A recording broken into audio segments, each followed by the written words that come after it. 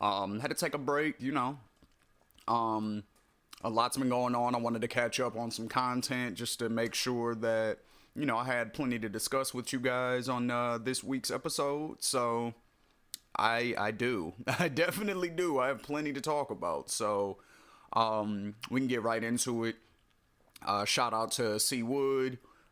He's out of town this week. Actually, it's his birthday week. So he's doing a little bit of everything. So shout out to Seawood. He's in Cali this week. We're supposed to be going to Vegas at the end of the month, so that'll be fun. Happy birthday though, bro. All right, so let's just get right into it. There's been a lot going on, so what do I want to talk about first? Oh, I'm gonna start off on a positive note. Actually, everybody, I have an album coming out. Yay! The Midwest Coast LP. I've been working on it for some years, and I am finally ready to put it out. I'm finally happy with the way it sounds. I'm happy with the production. I'm happy with the clarity. I think it all sounds good. I'm telling my story. The different aspects of my life, living in suburban Detroit, living in inner city Detroit, living in Phoenix, the transition from the Midwest to the West, all that good stuff, telling stories about my past. It's a good project. I'm proud of it, and I'm really excited to present it to you guys. So the intro song that you actually heard at the beginning of the show this week was the intro to my album. It's called Coast to Coast. It was produced by myself. I made the beat. I obviously wrote the lyrics. I recorded it, engineered it myself, mixed it myself, did all that. So, everybody show your support, please. Definitely want to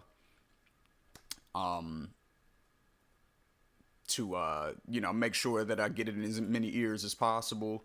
I feel like y'all gonna like it.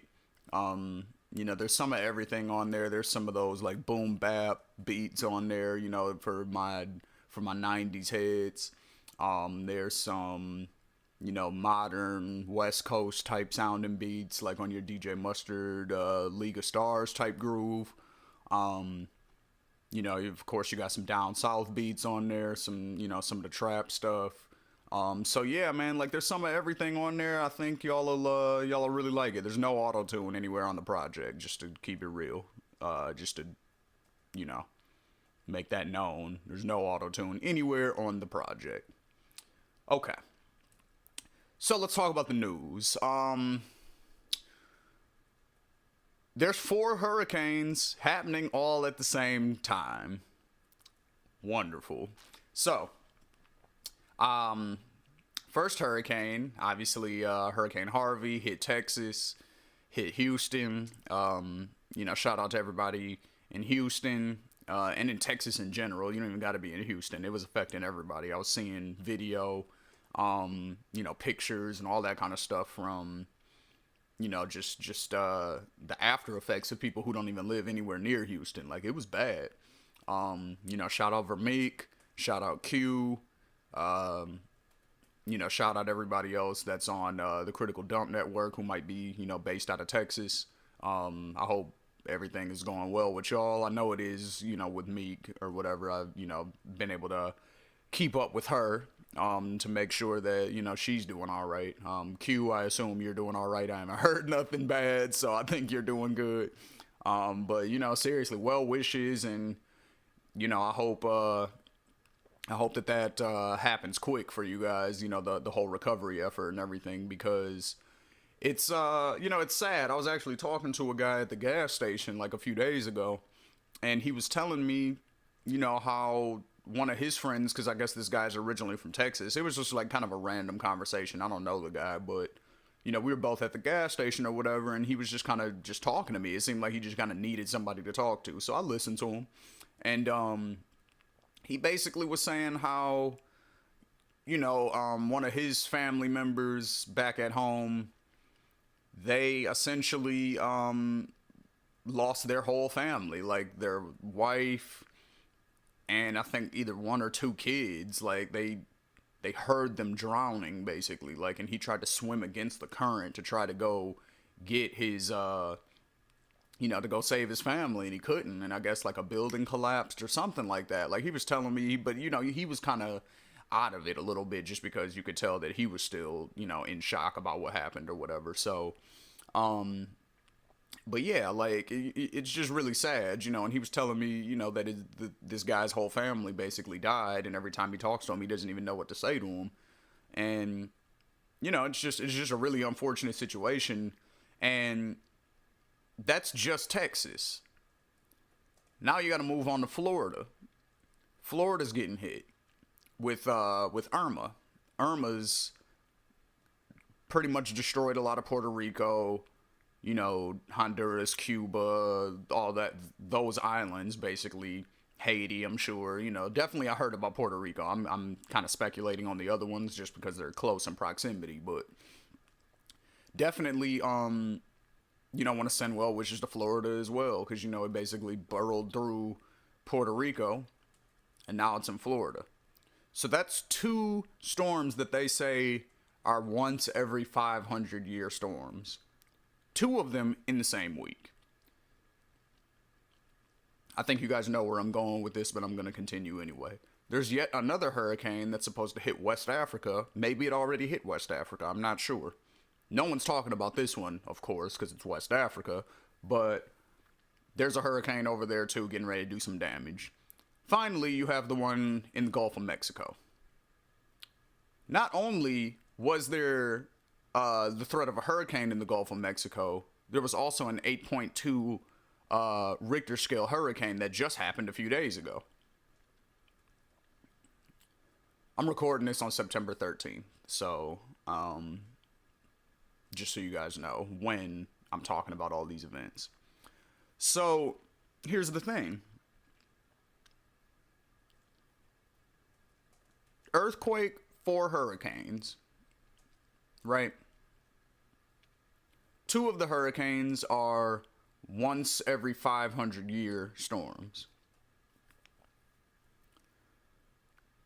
If you can't acknowledge that the climate is changing when a storm that is only supposed to happen once every 500 years happens twice in the same country in the same week,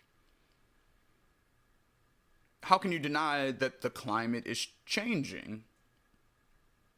The climate's obviously changing if something that's only supposed to happen once every 500 years happens twice in the same week. On top of that, in Yellowstone National Park, they're trying to figure out a way to stop the volcano from erupting because it can erupt at any given second.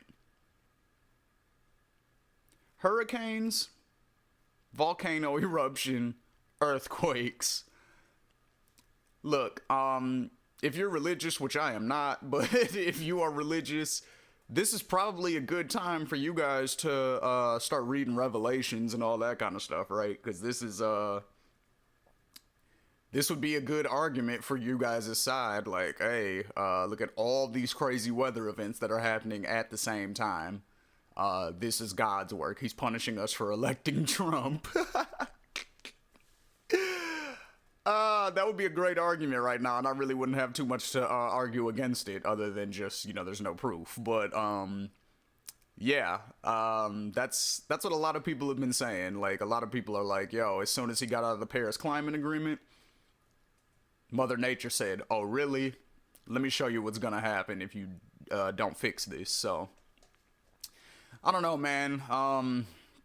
It's just it's really crazy just seeing what all's happening right now. And get out of Florida if you're, get out of these spots. You know what I mean? Like, Houston, it's pretty much too late already. It is what it is. But Florida, my uncle, he's in Florida. I got some people in Florida. My boy Kev also is in Texas. Shout out Kev. Armando Paper Stacks, what up though?